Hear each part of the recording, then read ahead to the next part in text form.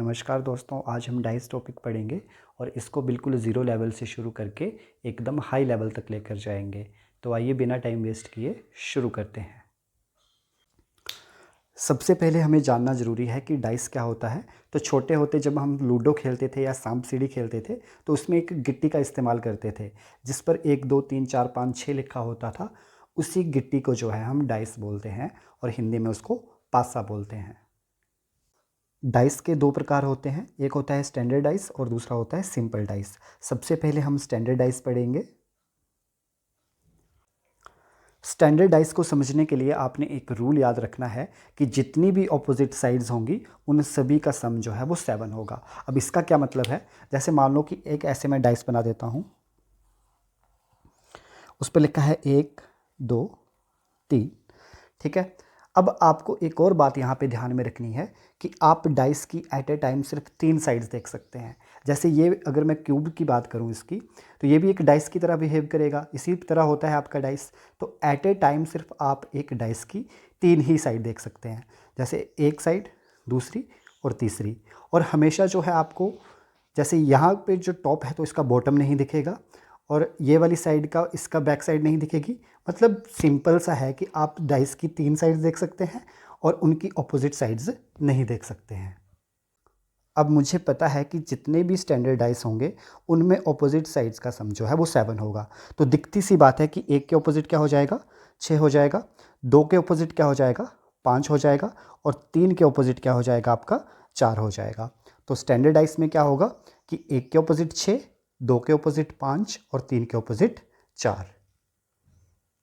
Next हम देखेंगे कि स्टैंडर्ड डाइस के किस तरह के क्वेश्चन एग्जाम में आते हैं और उनको कैसे अप्रोच किया जाता है। सबसे पहले टाइप में तो आपको स्टैंडर्ड डाइस आइडेंटिफाई करने को आएगा।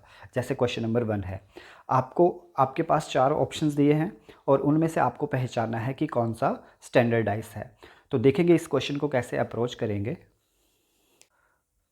हमें पता है कि स्टैंडर्ड डाइस में 1 के ऑपोजिट 6 होता है, 2 के ऑपोजिट 5 होता है और 3 के ऑपोजिट 4 होता है। अब एक बात तो ये आपको ध्यान में रखनी है और दूसरी बात यह ध्यान में रखनी है कि जो भी ऑपोजिट फेसेस पे होंगे वो हमें कभी भी इकट्ठे दिखाई नहीं देते।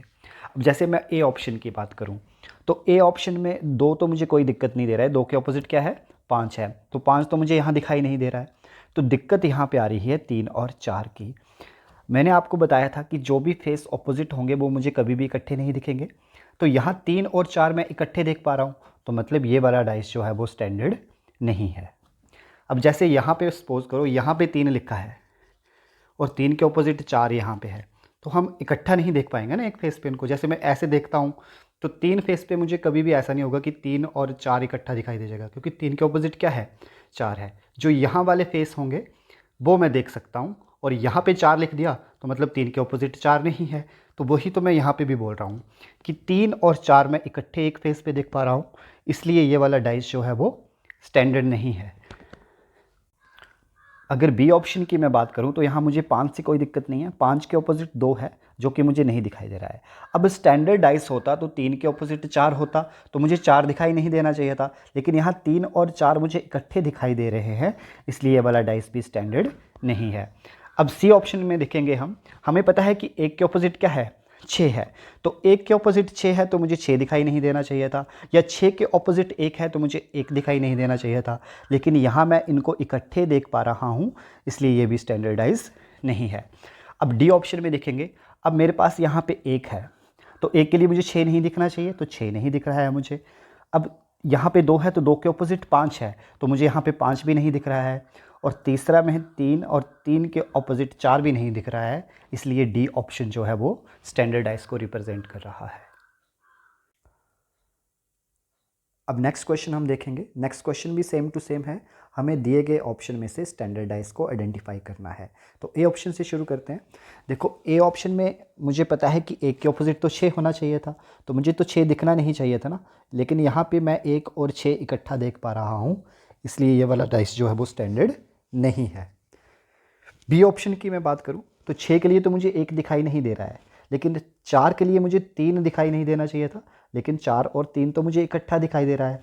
इसका मतलब ये है कि 4 के ऑपोजिट 3 नहीं है, इसलिए ये वाला डाइस भी स्टैंडर्ड नहीं है।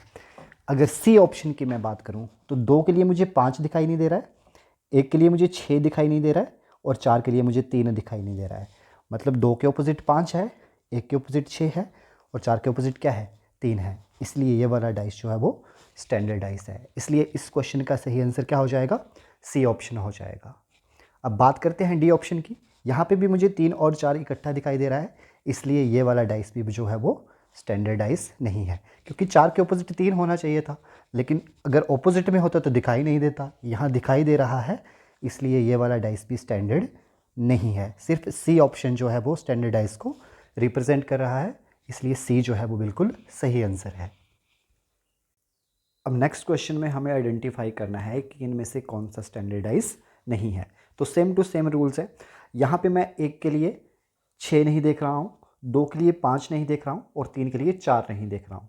तो मतलब ये जो है वो कैसा है, स्टैंडर्डाइज है। लेकिन मुझे कैसा चाहिए, जो स्टैंडर्ड ना हो, इसलिए ए ऑप्शन तो सही आंसर नहीं है। उसी तरह बी ऑप्शन की अगर मैं बात करूँ तो 2 के लिए मुझे 5 दिखाई नहीं दे रहा है, 4 के लिए 3 दिखाई नहीं दे रहा है और 6 के लिए 1 दिखाई नहीं दे रहा है, इसलिए ये भी जो है वो स्टैंडर्डाइज है। लेकिन मुझे तो वो चाहिए जो स्टैंडर्ड नहीं है। तो सी ऑप्शन की मैं बात करूँ तो 1 के लिए मुझे 6 दिखाई नहीं दे रहा है, 3 के लिए मुझे 4 दिखाई नहीं दे रहा है और 5 के लिए मुझे 2 दिखाई नहीं दे रहा है। तो ये वाला भी कैसा है, स्टैंडर्ड है। अगर मैं डी ऑप्शन की बात करूं तो यहाँ मुझे 1 और 6 इकट्ठे दिखाई दे रहे हैं, इसलिए ये वाला डाइस जो है वो स्टैंडर्ड नहीं है, इसलिए डी जो है इसका सही आंसर हो जाएगा। अब क्वेश्चन नंबर 4 और 5 जो हैं वो आपके लिए होमवर्क के लिए है और इनके जो आंसर हैं वो आपको कमेंट बॉक्स में मिल जाएंगे।